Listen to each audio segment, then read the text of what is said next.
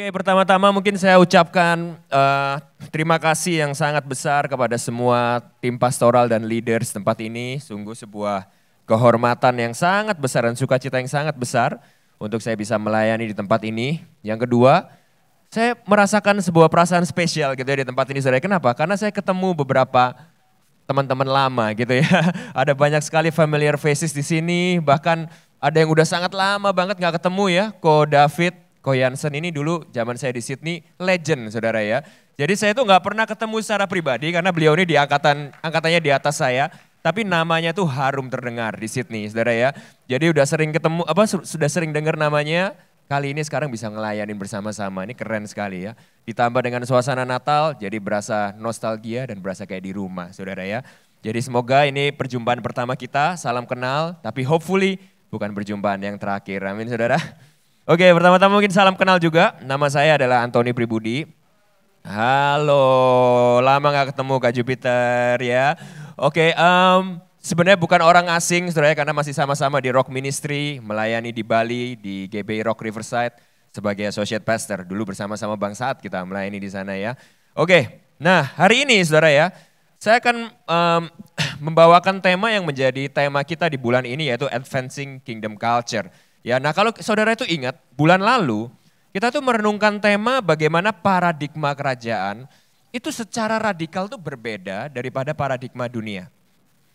Malah kalau kita baca Alkitab, saudara, seringkali kita lihat bahwa paradigma kerajaan itu berbanding terbalik daripada kerajaan di dunia. Paradigma di dunia, upside down kingdom, betul sekali. Nah oleh sebab itu saudara, kalau kita ini mau merenungkan benar-benar apa yang menjadi tema kita bulan ini, yaitu Advancing Kingdom Culture, maka caranya untuk kita ini bisa advance the kingdom culture dalam hidup kita adalah untuk kita membawa paradigma dan culture yang secara radikal itu berbeda ke dalam kehidupan kita sehari-hari. Sehingga di dalam kehidupan kita sehari-hari, di dalam pekerjaan kita, di dalam pernikahan kita, di dalam perkawinan kita, di dalam pergaulan kita, di dalam pelayanan kita, kita ini menunjukkan sebuah hidup yang secara radikal menawarkan sesuatu yang jauh lebih indah, jauh lebih hebat, jauh lebih berbeda daripada dunia ini saudara. Itu artinya. Makanya kalau saudara baca ayat emas kita di bulan ini ya, 1 Tesalonika, saudara lihat bagaimana caranya kita tuh meng-advance kingdom culture, itu bukan hanya dengan khotbah kita, bukan hanya dengan kegiatan agama kita, tapi ada satu kata yang dalam bahasa Inggris itu bagus sekali, yaitu pada waktu our lives echoing the word of God. Jadi dengan kata lain gini, kalau orang di luar sana tuh tidak tahu firman Tuhan itu seperti apa, orang di luar sana itu tidak tahu pribadi Kristus, kasih Kristus itu seperti apa, hidup kita itu bisa menjadi gema akan semuanya itu. Nah, oleh sebab itu, hari ini saudara ya, saya pengen untuk ajak kita semua, untuk merenungkan sebuah pengajaran Yesus, sebuah perintah Yesus yang sangat radikal, yang dunia ini mungkin kalau dengar ini tuh geleng-geleng kepala. Bahkan saya percaya orang Kristen pun kadang kalau dengar perintah ini tuh paling takut gitu saudara ya. Karena ini salah satu perintah paling mengerikan ya di dalam Alkitab. Tapi saya percaya ini adalah sesuatu yang radikal. Yang saya percaya pada waktu dunia itu menyaksikan ini, dunia itu akan benar-benar bisa melihat orang Kristen itu sebagai orang-orang yang secara radikal itu berbeda dari dunia. Yaitu perintah apa saudara? Untuk mengasihi siapa? Temanmu? Orang yang baik sama kita? Orang yang menguntungkan kita bukan, kasihilah musuhmu.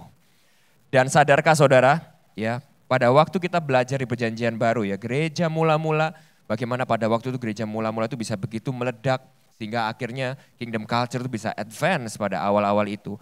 Saudara tahu yang membuat kekristenan itu meledak bukan hanya sekedar khotbah yang bagus, bukan hanya sekedar KKR saudara, bukan. Tapi yang terutama itu adalah gaya hidup kasih yang berbeda.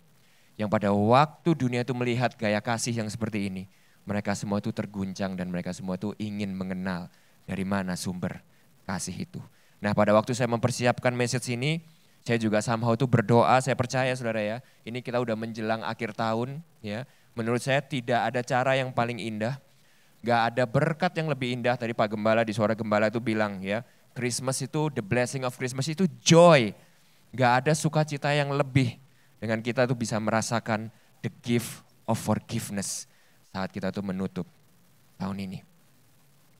Jadi kalau ada saudara yang diantara saudara tuh mungkin sepanjang tahun ini ya, Saudara merasakan amarah, mungkin saudara merasakan kekecewaan, mungkin saudara ya, mujizat terbesar, berkat yang terbesar yang Tuhan mau berikan kepada saudara di tahun ini adalah berkat damai yang kita bisa dapat melalui the gift of forgiveness and loving our enemies. Oke, mari kita sama-sama baca di Lukas 6 ayat 27 sampai 36. Saya baca ayat yang ganjil, saudara bisa bantu saya baca ayat yang genap, saudara? Bisa, oke? Yang siap bantu saya katakan Merry Christmas. Oke, kita mulai ya saudara. Lukas 6 ayat 27 sampai 36. Ayat 27 berkata seperti ini. Tetapi kepada kamu yang mendengarkan aku berkata, kasihilah musuhmu, berbuatlah baik kepada orang yang membenci kamu. Ayat 28.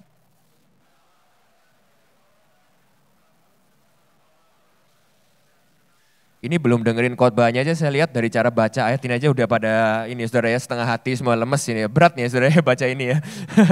Ayat 29. Ya, barang siapa menampar pipimu yang satu, berikanlah juga kepadanya pipimu yang lain. Dan barang siapa yang mengambil jubahmu, biarkan juga ia mengambil bajumu. Ayat 30.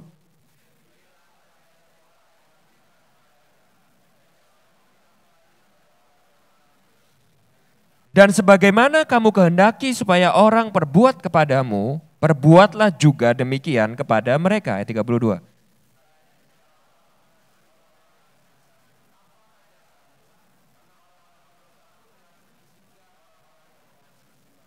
Ayat 33, sebab jikalau kamu berbuat baik kepada orang yang berbuat baik kepada kamu, apa jasamu? Orang-orang berdosa pun berbuat demikian. Ayat 34.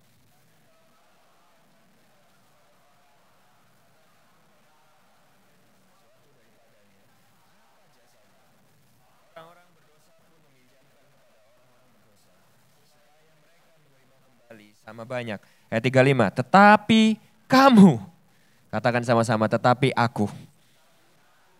Kasihilah musuhmu dan berbuatlah baik kepada mereka yang dan pinjamkan dengan tidak mengharapkan balasan. Maka upahmu akan besar dan kamu akan menjadi anak-anak Allah yang maha tinggi. Sebab ia baik terhadap orang-orang yang tidak tahu berterima kasih dan terhadap orang-orang jahat. Ayat 36, hendaklah kamu murah hati, sama seperti Bapamu adalah murah hati. Oke, baik. Saya akan mulai dengan poin yang pertama, saudara ya. Saya akan mulai dengan poin yang pertama. Untuk siapa perintah ini diberikan? Ya. Nah, kalau kita baca tadi ayat 27, saudara ya. Ayat 27 itu dimulai dengan ayat seperti ini. Tetapi kepada kamu yang mendengarkan aku.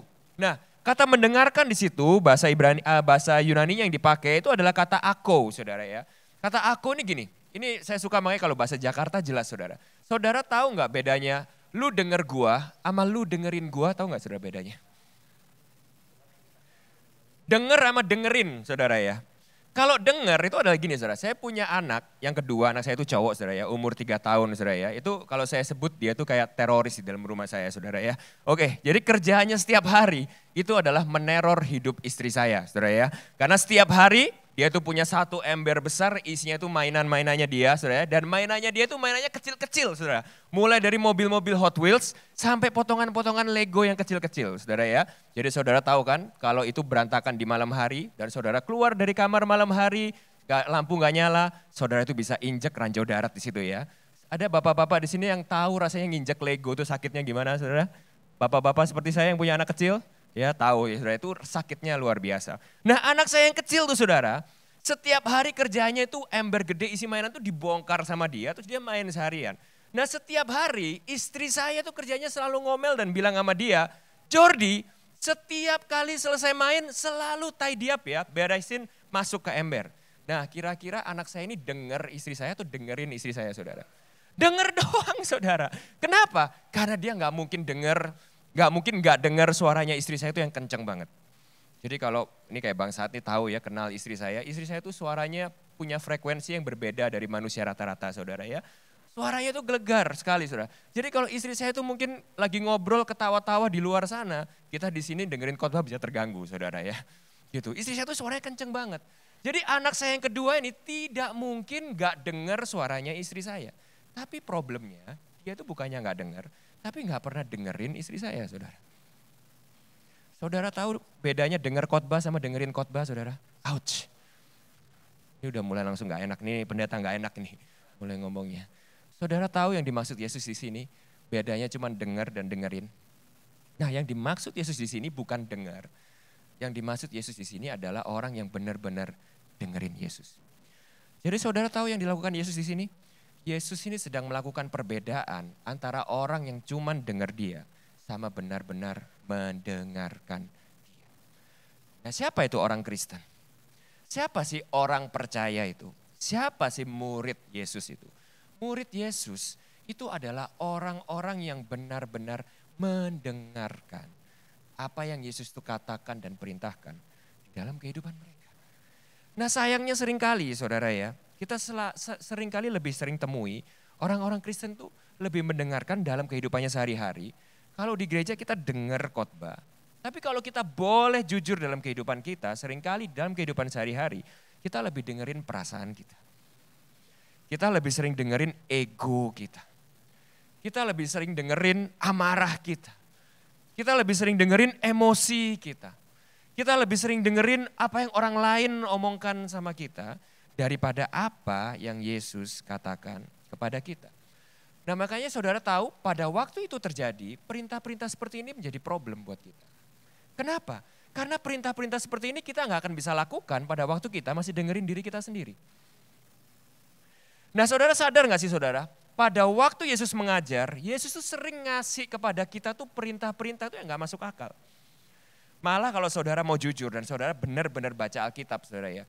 Tidak ada satupun perintah daripada Yesus itu yang masuk akal dan gampang untuk dilakukan. Gak ada saudara. Coba saudara nanti pulang saudara cari satu perintah aja yang Yesus ajarkan. Itu yang kita bisa dengan gampang tuh ngomong, gampang ini gue bisa lakuin. Gak ada saudara. Semua perintah Yesus itu seringkali bikin kita kayak, nggak mungkin ini bukan buat aku nih, ini bukan buat aku nih. Ini nggak masuk akal. Ini tidak bisa diterima. Ngasihi musuh kita. Pada waktu saudara nggak punya musuh, gampang ngomong itu saudara. Tapi pada waktu saudara dengar firman ini, coba saudara, bayangkan satu orang yang saudara itu paling sebel karena orang itu begitu menyakiti saudara. Orang itu sudah begitu mengkhianati saudara, bayangkan wajahnya. Lalu sekarang katakan, kasihilah dia. Maka saudara tahu ini perintah gak main-main. Nah, saudara sadar gak bahwa pada waktu Yesus dalam pengajarannya dia, pada waktu Yesus mengajar, dia tuh sering kali ngasih kepada kita perintah-perintah yang seakan-akan kita gak bisa lakukan dengan kekuatan kita sendiri, yang gak masuk akal buat dia, buat kita, adalah karena dia benar-benar mau menguji siapa yang benar-benar percaya kepada apa yang dia katakan dan kepada yang tidak percaya dengan apa yang dia katakan. Ketaatan, obedience, itu adalah tes sebenarnya yang memisahkan antara mereka yang cuman mengikuti Yesus atau mereka yang benar-benar percaya dan mau menjadi murid Yesus. Bukan ke gereja saudara. Kalau ke gereja gampang semua orang bisa lakukan. Bahkan bukan cuma sekedar melayani. Karena kalau melayani gampang semua orang bisa melakukan. Tapi tes orang-orang yang benar-benar mau menjadi murid Yesus dan percaya kepada Yesus. Itu adalah pada waktu kita memutuskan untuk taat kepada apa yang Yesus katakan. No matter how it sounds. Obedience. What sets followers and disciples? What sets his sheep and his goats? What sets apart orang-orang yang benar-benar melihat Yesus sebagai raja?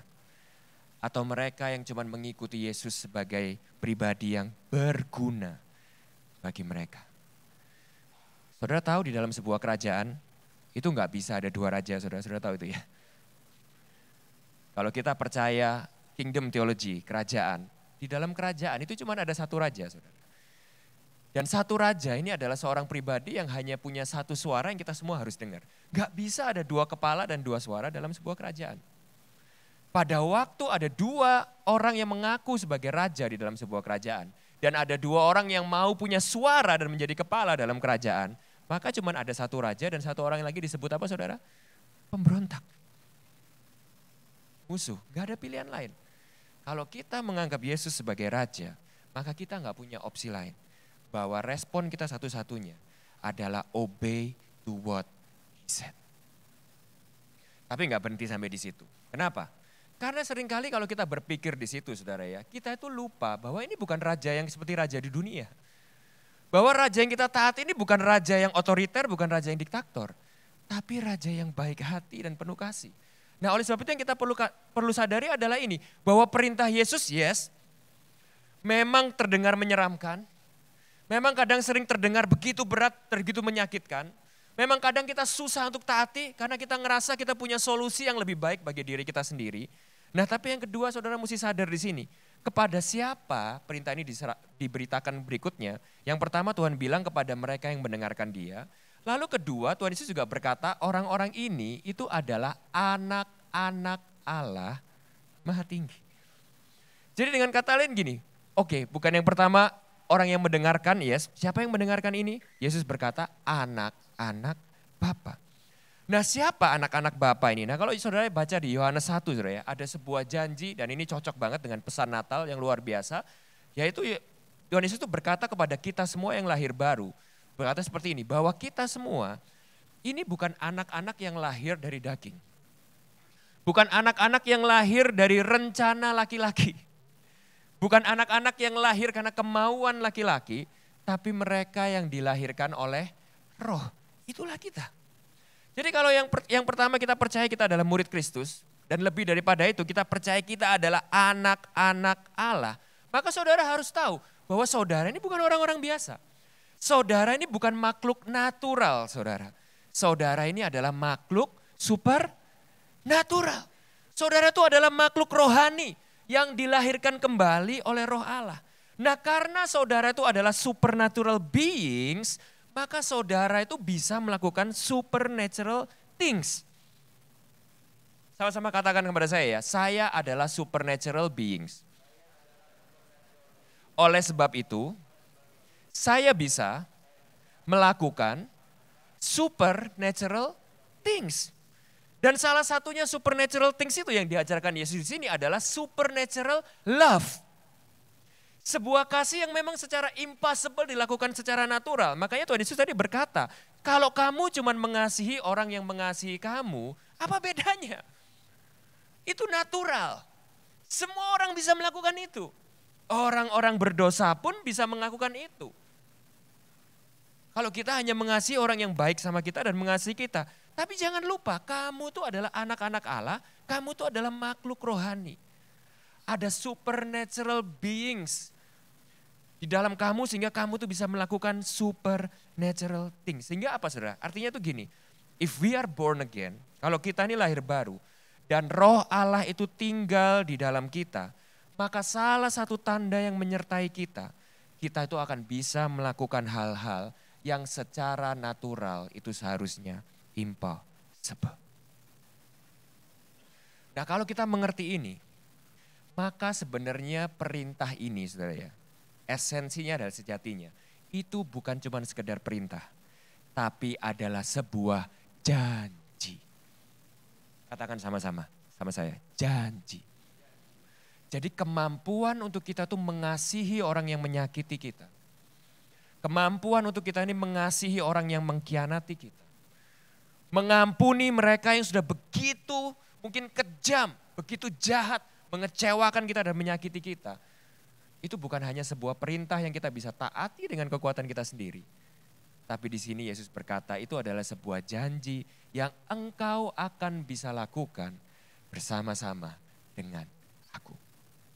Sehingga makanya kita harus sadar saudara, bahwa ketaatan, obedience ya, dan iman itu adalah kedua hal yang tidak bisa dipisahkan. Saudara. Jadi pada waktu kita taat sama Tuhan, meskipun hal itu sulit, meskipun hal itu gak masuk akal, itu adalah sebuah langkah iman bersama-sama dengan Dia. Yang artinya kita percaya kepada Tuhan untuk melakukan sesuatu yang tidak mungkin bisa kita lakukan sendiri dengan kekuatan kita.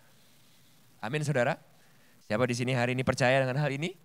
Dan mau merasakan ini. Nah sekarang kita lanjut. Jadi yang pertama, untuk siapa perintah ini? Untuk kita. Yang adalah murid-murid Yesus, tapi lebih daripada itu. Anak-anaknya. Yang adalah makhluk-makhluk supernatural yang dilahirkan dari roh Allah dan memiliki roh Allah di dalam kita. Sehingga kita pasti bisa melakukan hal ini bersama dengan dia. Nah yang kedua saudara, siapa musuh kita yang dimaksud Yesus dan bagaimana kita mengasihi mereka. Nah yang kedua ini kita masuk ke dalam aplikasinya saudara ya. Jadi kalau yang pertama itu why-nya, lalu yang kedua ini adalah what-nya. Apa sih artinya mengasihi musuh? Nah kalau saudara lihat ya di ayat tadi ya 27 sampai 30 saudara ya. Ayat itu kan dimulai, tetapi kepada kamu yang mendengarkan aku berkata kasihilah musuhmu. Lalu setelah itu Yesus itu menjabarkan dengan beberapa breakdown saudara. Yaitu yang pertama, berbuatlah baik kepada orang yang membenci kamu. Lalu yang kedua, mintalah berkat bagi orang yang mengutuk kamu. Lalu yang ketiga, berdoalah bagi orang yang mencaci kamu.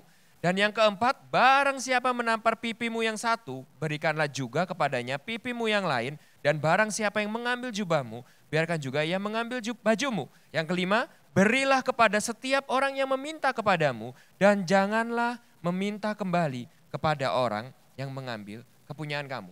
Jadi dengan kata lain, Yesus itu menjelaskan, di breakdown sama Tuhan Yesus ya, menjelaskan wujud dari mengasihi musuh itu bagaimana. Wujud kasihnya itu seperti apa, musuh kita itu siapa. Yang pertama saudara, musuh kita itu adalah orang-orang yang membenci kita.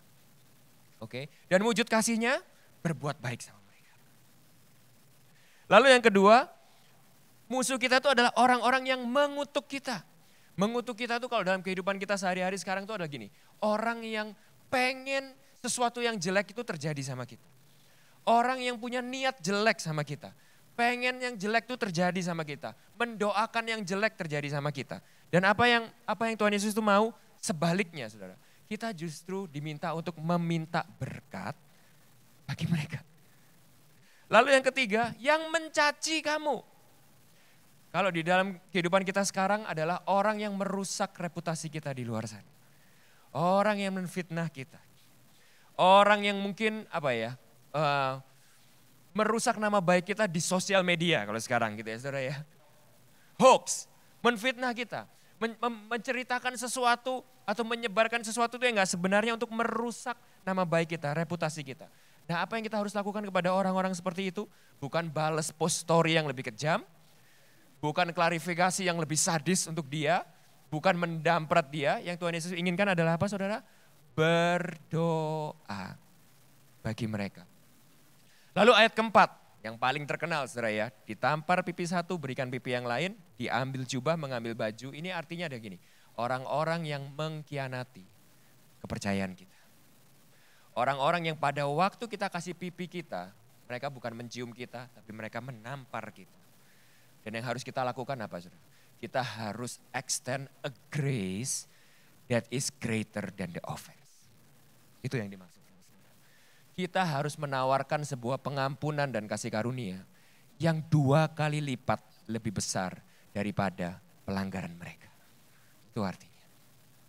Mereka yang mengkhianati kita, backstep kita, mengkhianati kepercayaan kita.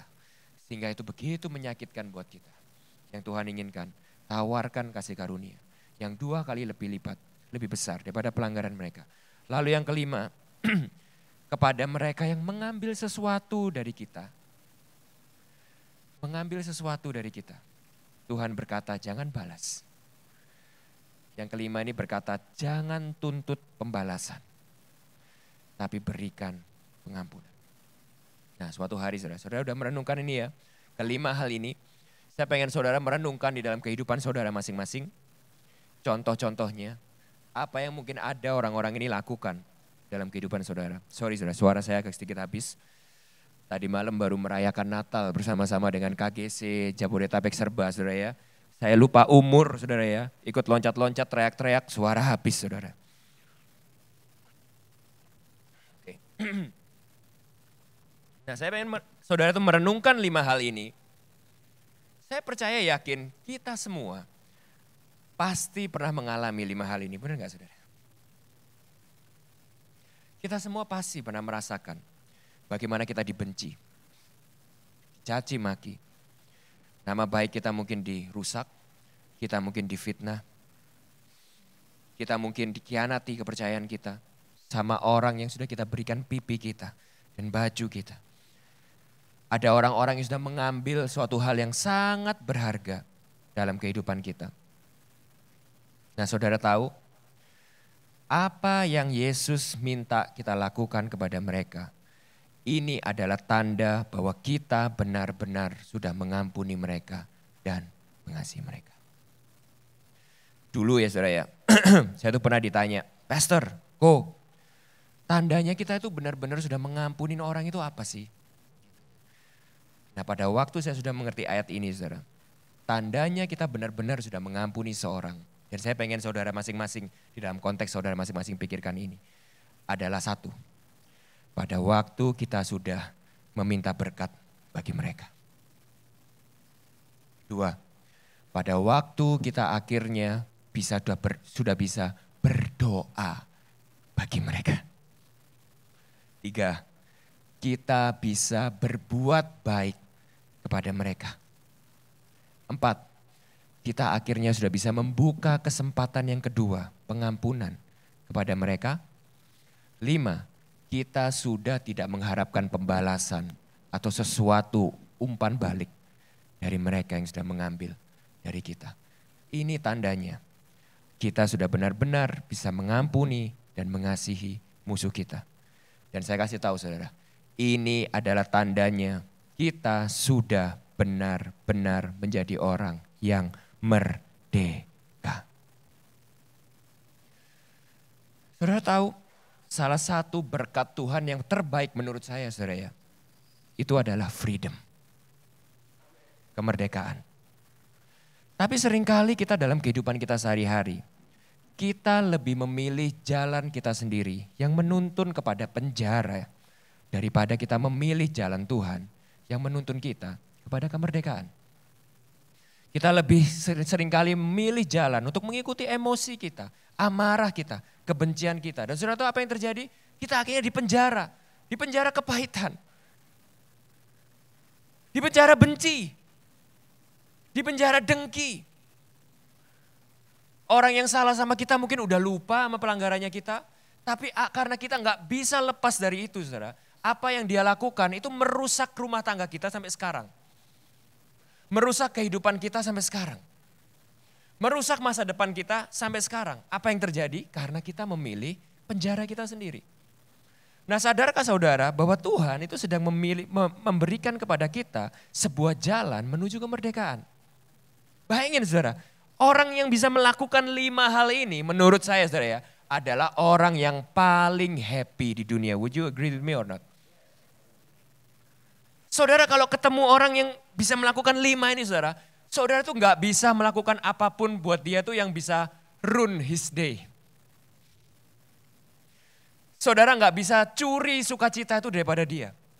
Dia punya sebuah sukacita itu yang sama sekali gak bergantung dengan apa yang orang lain tuh lakukan apa gak lakukan kepada dia. Sekarang saya tanya saudara, masa di antara saudara gak ada yang mau jadi orang seperti ini? Saudara? Ini adalah orang yang paling berbahagia di dunia karena kebahagiaannya dia sama sekali gak bergantung dari apa yang orang lain tuh bisa atau tidak bisa lakukan bagi dia. Ini adalah sesuatu yang luar biasa. Makanya tadi saya bilang ayat ini bukan cuma sekedar sebuah perintah. Ayat ini tuh berkata tentang sebuah janji. Dan realitanya saudara dalam kehidupan kita sehari-hari, next slide saudara ya. Karena hidup dunia kita ini, kita hidup di dunia saudara ya, yang sudah terkontaminasi dan rusak karena dosa.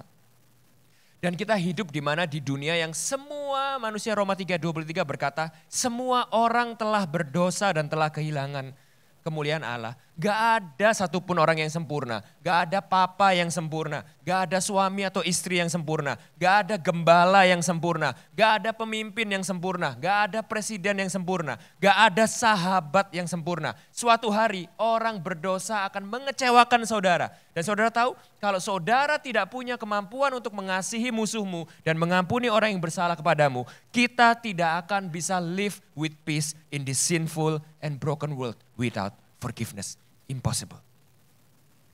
Impossible. Karena setiap hari kita bersinggungan dengan orang-orang yang punya potensi dan resiko untuk mengecewakan kita. Dan kalau kita sadari kenyataan ini saudara, bahwa kita bukan tinggal di dunia yang sempurna. We live in a sinful and broken world. Maka saudara sebenarnya kalau kita bisa jujur dalam hidup kita, maka musuh kita ini dalam tanda kutip musuh ini, itu bisa kita temui di mana saja. Kita temui di tempat kerja kita, di perusahaan kita, di gereja, di keluarga kita. Dan kalau kita mau lebih down to earth lagi, kita mau lebih jujur lagi, musuh ini bisa berbicara tentang orang-orang terdekat kita. Mungkin di dalam kasus saudara, orang yang begitu menyakiti engkau, mengecewakan engkau, dan merusak hidupmu itu adalah papamu. Maybe. Karena papamu adalah manusia biasa yang tidak sempurna. Ada di antara saudara mungkin masih mempunyai sesuatu yang begitu membekas dalam hatimu, karena yang menyakiti engkau, mengecewakan engkau, itu mungkin pemimpinmu dulu. Maybe. Suamimu, istrimu, saudaramu, bisnis partnermu, yang mungkin engkau begitu percayai, tapi dialah yang menampar pipimu, mengambil bajumu. Mungkin teman terdekatmu. Ternyata yang karena satu dua hal, mungkin dia yang mencaci engkau dan mengutuki engkau. Sehingga saudara, kita tidak punya pilihan lain selain kita datang kepada Yesus dan taat kepada Yesus. Dan kita berkata kepada Yesus, I have no choice. I have to have this kind of love for me to be able to live with peace in this sinful and broken world. Kalau enggak, kita tahu bagaimana hidup seseorang bisa hancur karena broken home. Bisa hancur karena pernikahan yang berantakan. Bisa hancur karena ketidaksempurnaan gereja. Bisa hancur karena persahabatan yang dimulai dengan baik mungkin. Tapi mungkin rusak karena uang dan sebagainya. Sehingga kita tidak punya pilihan lain.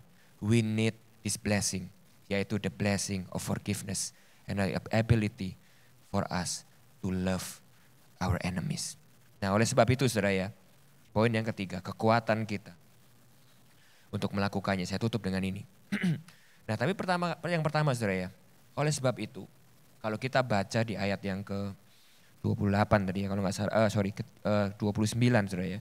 Yesus mengingatkan kepada kita bahwa kita juga adalah manusia-manusia berdosa yang menerima pengampunan. Jadi pada waktu tadi Tuhan berkata, bukankah aku ini adalah Bapa yang baik kepada mereka yang tidak tahu berterima kasih dan mereka yang jahat. Saudara tahu yang tidak tahu berterima kasih dan yang jahat itu siapa saudara? Yang oleh Bapa itu diangkat jadi anak-anaknya. Siapa saudara? Kita. Kita. Jadi Tuhan itu mengingatkan pada waktu kita begitu sulit mengampuni orang lain dan kita sulit mengasihi orang yang bersalah kepada kita. Yang pertama, Yesus itu mengingatkan kepada kita bahwa kalau hari ini kita hidup, kita juga hidup di atas pengampunan dan kasih karunia. Yang pertama, gak usah ngomongin Tuhan dulu saudara. Yang pertama saudara ya, sadar gak sih saudara, kalau kita itu ada hari ini, sebagaimana kita ada hari ini, itu pun juga karena ada orang-orang di dalam kehidupan kita, itu yang memilih untuk mengampuni kita dan mengasihi kita, terlepas daripada kesalahan kita. Saudara kalau gak sadar akan hal itu, saudara akan sulit mengampuni dan mengasihi orang lain, karena hati saudara itu begitu terbungkus oleh arogansi dan pride saudara. Saya kalau hari ini bisa melayani di sini saudara, mustahil kalau nggak ada orang-orang itu yang berbesar hati untuk bisa memberikan pengampunan, kesempatan kedua, karunia kepada saya. Yang dulu saya ini nakalnya minta ampun saudara. Kalau nggak percaya tanya kok David tuh saudara yang duduk di belakang. Yang tahu pada waktu saya nakal di Sydney itu seperti apa saudara. Mama saya yang gak pernah berhenti berdoa buat saya. Gembala saya di Sydney, Pastor Samuel Yusuf, yang gak tahu masih bisa menerima saya dan terus berdoa buat saya, mengampuni saya, memberikan saya kesempatan untuk melayani. Dan saudara tahu, setiap kita di tempat ini, tidak ada satupun bisa ada di tempat ini hari ini, kalau gak ada orang-orang yang bermurah hati kepada kita. Nah yang kedua saudara, of course, mainly, first and foremost, karena Allah yang sudah terlebih dahulu bermurah hati kepada kita. Nah ini yang membuat iman Kristen berbeda, saudara harus tahu ya. Injil kerajaan Allah. Injil itu membuat iman Kristen berbeda, bahwa kita ini selamat bukan karena kekuatan kita, bukan karena kehebatan kita. Tapi tadi Yesus mengingatkan, tapi karena Bapa kita di surga memilih untuk berbelas kasihan kepada anak-anaknya. Sehingga di sini, Injil inilah yang menjadi kekuatan Allah untuk kita ini bisa mengasihi. Itu sebabnya Yesus berkata di ayat 35 dan 36. Tetapi kamu, kasihilah musuhmu dan berbuat baik kepada mereka. Pinjamkan tanpa mengharapkan balasan. Maka upahmu akan besar dan kamu akan menjadi anak-anak Allah yang maha tinggi. Sebab ia baik terhadap orang-orang yang tidak tahu berterima kasih dan terhadap orang-orang jahat.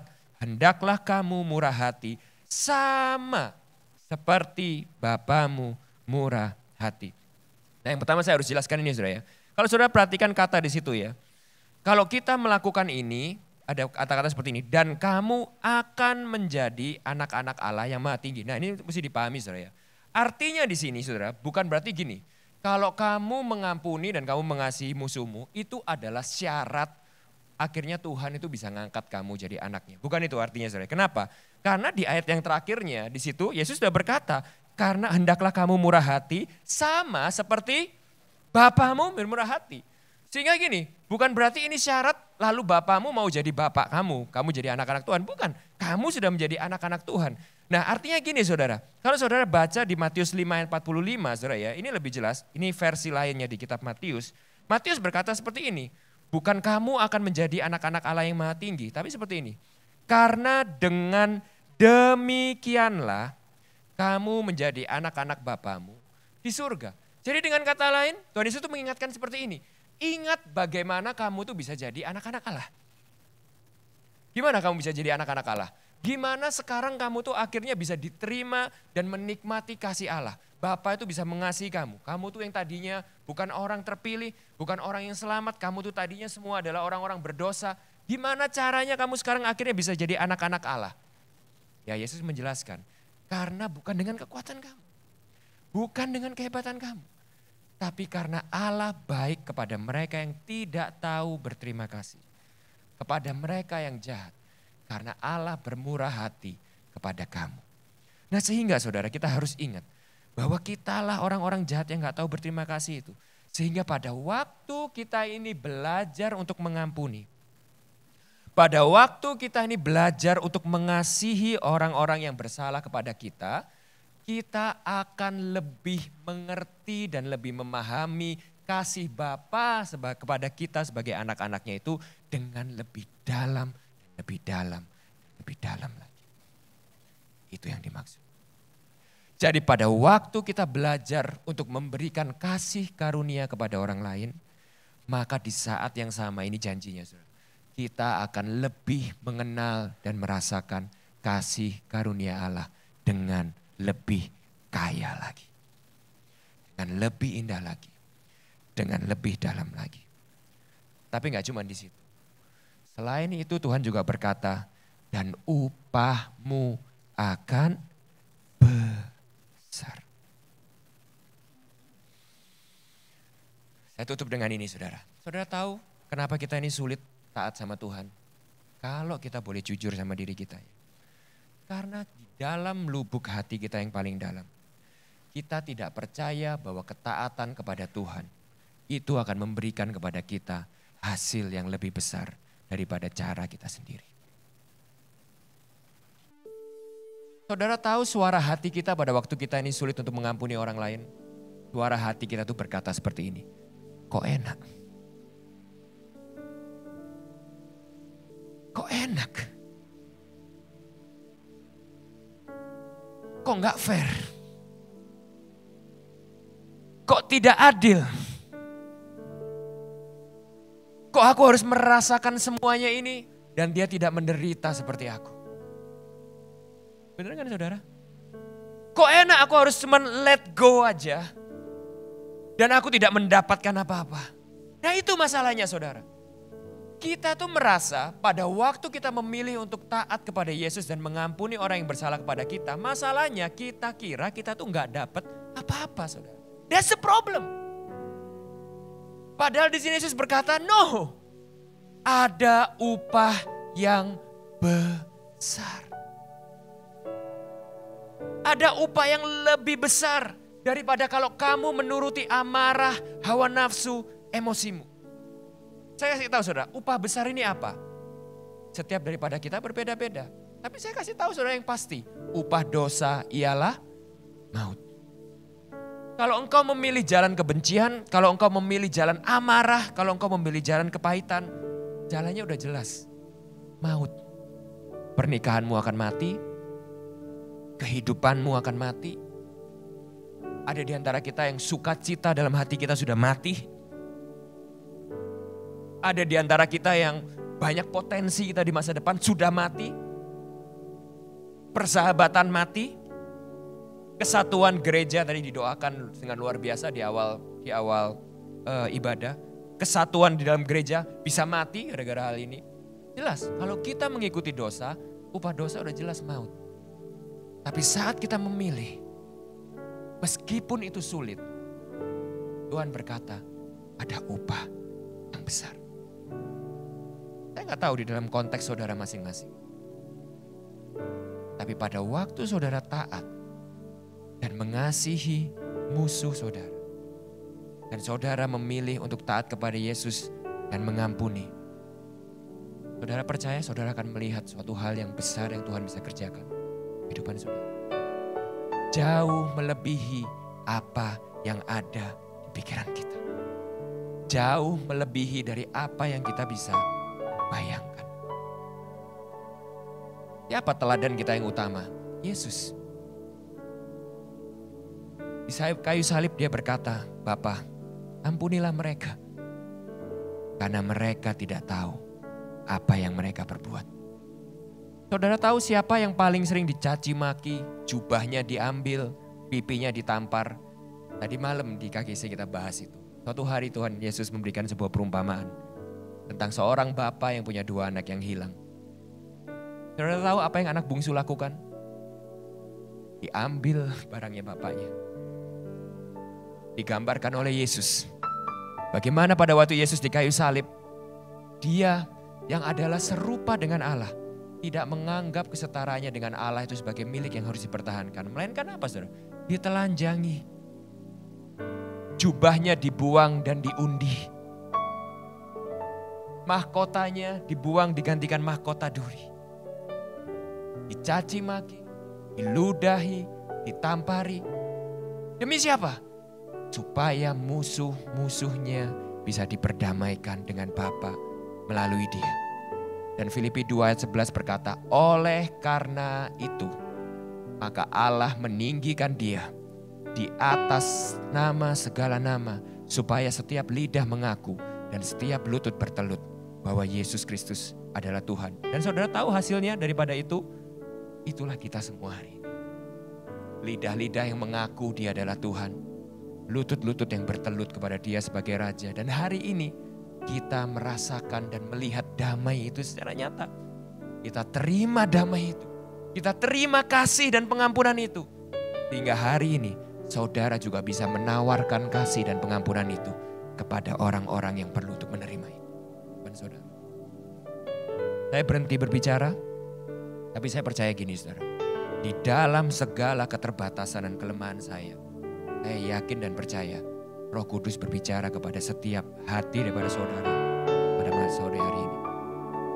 Dan di akhir tahun 2024 ini, saya yakin betul ada beberapa di antara saudara yang secara spesifik lewat firman yang saudara dengar ini, Tuhan berbicara kepada saudara. Ini adalah berkat yang aku mau berikan kepada kamu. Ini adalah cara yang aku mau untuk kau menutup tahun ini. Yaitu kasihi dia. Siapa dia itu? Saudara yang tahu. Ampuni dia. Kenapa? Karena kalau kamu pilih ini, aku punya sesuatu yang jauh lebih besar daripada apa yang kau pikirkan selama ini. Let go of the hatred. Lepaskan emosi itu, lepaskan kebencian itu, lepaskan amarah itu. Upah dosa ialah maut. Tapi upah mengikuti Yesus adalah sesuatu yang besar dan kekal. Dan mungkin di hari-hari ini saudara tahu siapa musuh kita ini? Siapa yang paling kita benci, caci maki, yang sering kita khianati saudara? Mungkin ada di antara kita yang musuh kita yang utama itu adalah diri kita sendiri. Mungkin selama ini ada di antara saudara yang setiap hari yang saudara kutuki, yang saudara caci maki, yang saudara benci. Itu adalah diri saudara sendiri. Karena mungkin apa yang orang lain lakukan, atau mungkin kekecewaan yang sudah menumpuk. Saya nggak tahu pengalaman masa lalu yang pahit. Tapi hari ini tahukah saudara bahwa Tuhan Yesus Kristus begitu mengasihi saudara. Dia dicaci maki, dia dikutuki, dia diludahi, dia ditampar supaya saudara hari ini bisa menjadi anak-anaknya yang dikasihi yang berharga. Dan maukah saudara mengasihi diri saudara, menerima diri saudara, berdamai diri saudara. Tapi gak berhenti sampai di situ.